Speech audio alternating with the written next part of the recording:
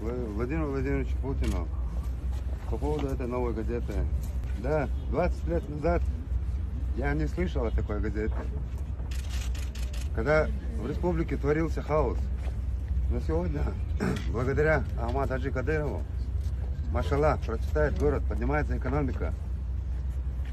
Эти недруги стараются всяческими способами разрушить это все.